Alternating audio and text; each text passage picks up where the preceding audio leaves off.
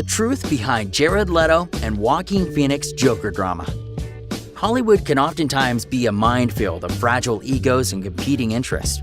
And when it comes to superhero movies, that obviously does not change. What with the millions of dollars at risk, the branding, and the status that being involved in a blockbuster production entail. Well, folks, it appears that all is indeed not well over at DC Studios and their affiliate movie productions, as reports have released that showed Jared Leto felt both alienated and upset when discovered that Warner Brothers had greenlit the Joaquin Phoenix version of a standalone Joker film. There are a lot of details to sort out here, and also a whole chronology of events that we need to put in order. So buckle up, kiddos. This is going to be one wild ride. We here at FilmFlex are here to give you the latest and greatest scoop on this story. And trust us when we say it contains every single layer of Hollywood pettiness you could possibly imagine. So you're gonna want to stick around. Before that though, please remember to like, subscribe, and comment keyword Leto to enter a chance at winning our $100 Amazon gift card. Alright, folks. It's time to get down to the nitty-gritty here. Now, apparently, sources familiar with Leto reported about a week back that Leto had made various requests of agents, producers, and everyone else who would listen to stop the film from ever getting made. This would have been several years ago, back in 2017, when the film was obviously still in pre-production. When the news was announced, the Oscar award-winning actor complained bitterly to all of his agents that the CAA, or Creative Artist Agency, which is the most dominant and influential talent agency business in California, and thus the world. He also went to his music manager, Irving Azoff, to schedule and conduct a call with the executives at Warner Brothers' parent company, Time Warner.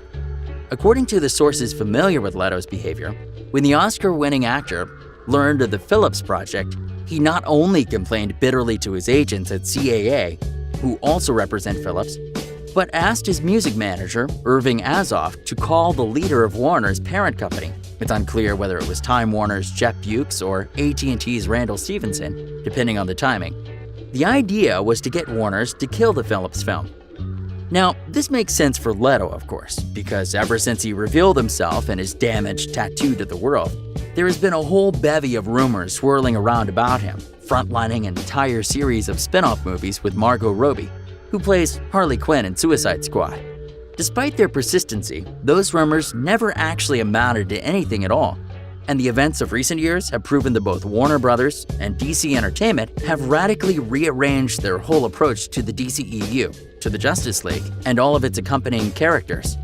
Now, Leto reportedly justified all of this by pointing to the fact that he is an Oscar-winning actor and should be treated with more respect.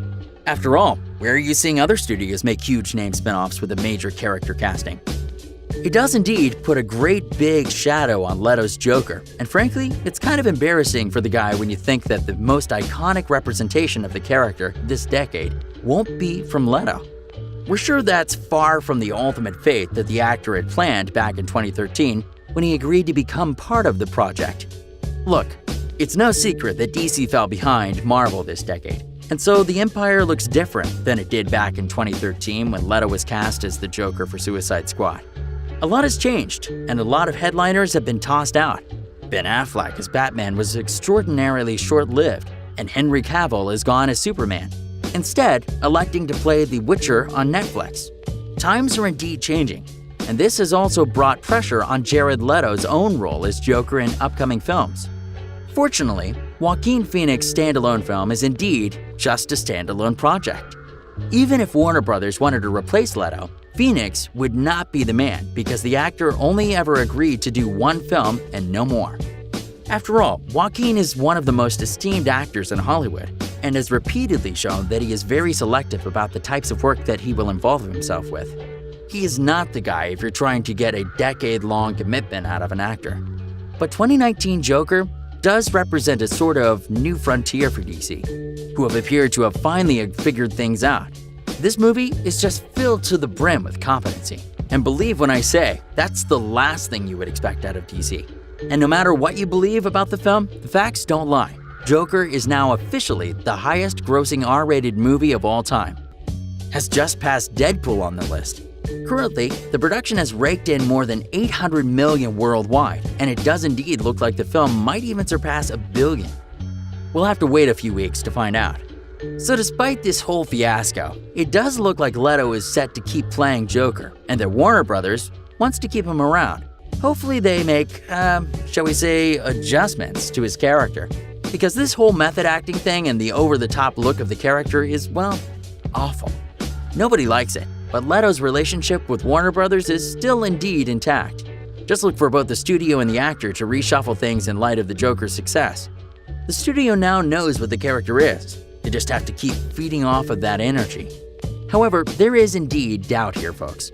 Leto did not feature in the recent Bird of Prey trailer, and everything we know about the film so far indicates that Leto was not a part of the project. Supposedly, there will indeed be a Joker cameo in the film, but it will not be played by Leto. That's confusing after all. Who is going to conduct the cameo then? But it's what we know. The jury is still out on Suicide Squad 2. Leto may or may not be in the production.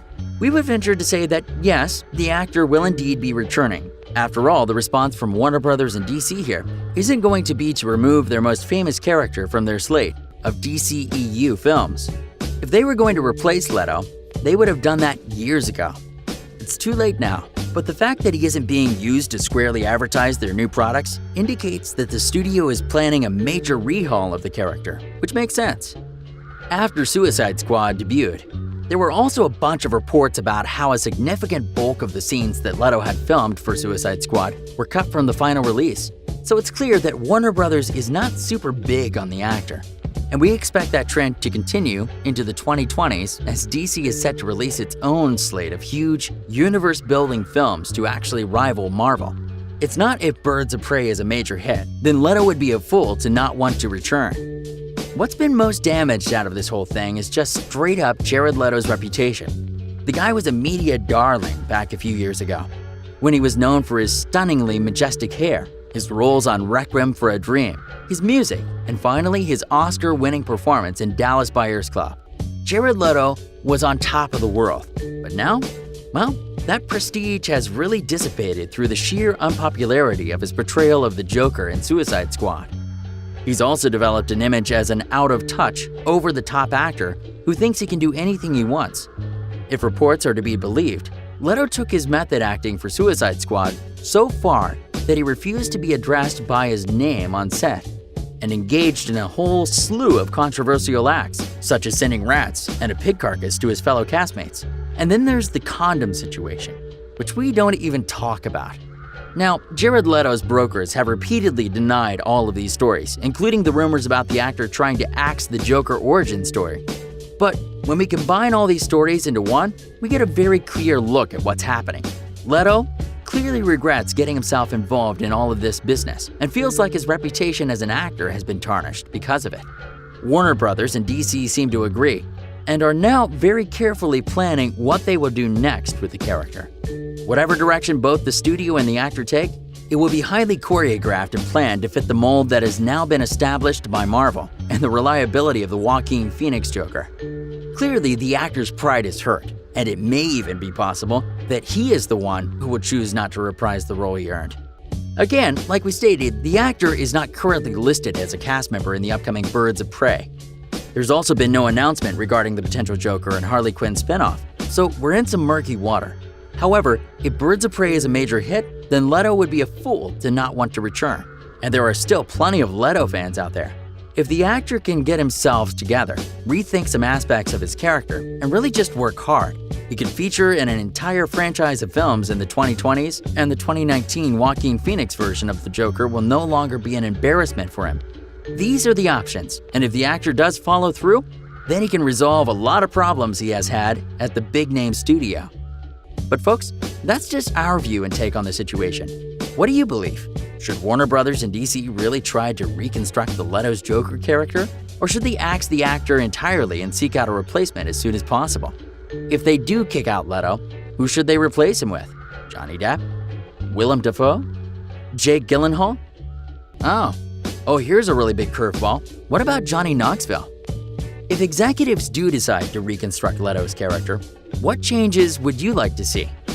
Speaking from our perspective, getting the guy some laser tattoo removal surgery might be a start. I mean, that damaged tattoo really is an embarrassment. And also, What specific films would you like to see Leto cast in? Should it be in the Harley Quinn spinoff? Should the character be included in the Justice League and other bigger facets of the DCEU? Or should he just be contained within more intense, multi-dimensional character studies? We don't know, but we'd love to hear from you viewers. Before that though, please remember to like, subscribe, and comment keyword Leto to enter a chance at winning our $100 Amazon gift card. As always, thanks for watching. This is FilmFlix signing off.